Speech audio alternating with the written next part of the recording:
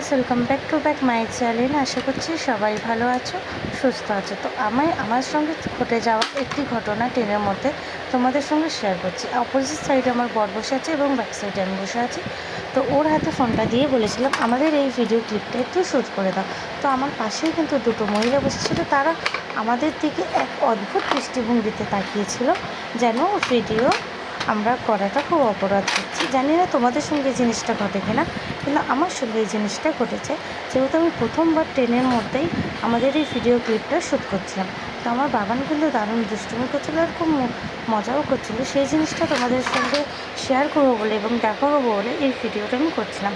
তো ওরা এমন দৃষ্টিভঙ্গিতে দেখছিলো এবং এমন দুজনে মিলে কান ফোঁসাফুসি করছিলো যে আমাদের লাস্ট পর্যন্ত ক্যামেরাটা বন্ধ করে দিতে হলো। তো যেটুকু আমি ক্যাপচার করেছি সেটুকুই তোমাদের সঙ্গে দেখাচ্ছি।